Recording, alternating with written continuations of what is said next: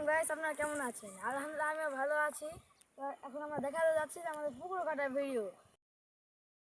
নতুন একটা ব্লগ নিয়ে আপনাদের সামনে চলে আসছি।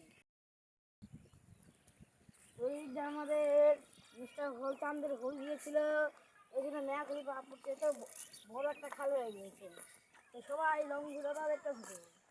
এদিকে হোলচান ভাই মুখে দিয়েছিল, এই জন্য বন্যা নেমে গেছে। এদিকে আমাদের হোলচান ভাই একটু মাল পড়েছিল। আমরা পুরোটা ঘুরে বেড়াচ্ছি, আপনারা খালি দেখুন।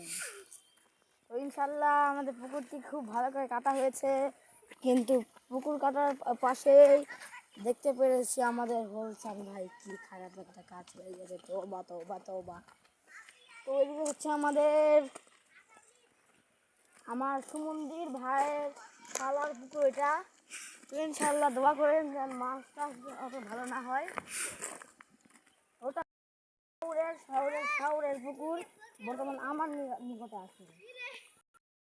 এখন আমরা এদিক দিয়ে নিচে যাচ্ছি, সবাই দেখতে থাকুন।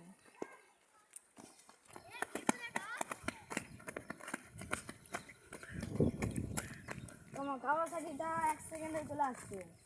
এই গাছটার উপরে খুব নাইনটেশন হয়েছে, কারণ এই গাছটির উপরে যখন ফুল ধরেছিল, এখন তো শীতকাল, ফুল ধরেছিল, সব মেয়েরা আসে ফুলগুলি একদম চুরি করে রান্না খিচুড়ি করে খেয়ে ফেলছিল।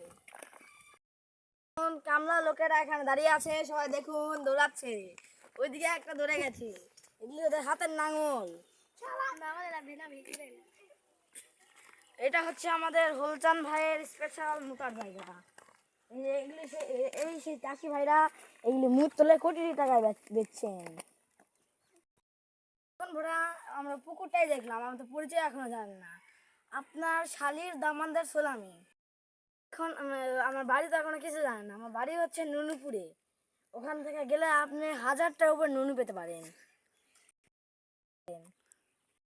এখন জনি সিং এর মেয়া খলিফা ইউটিউব চ্যানেলে আপনারা দেখলেন কত কিছু হয়েছে। তো বিদায়, টাটা।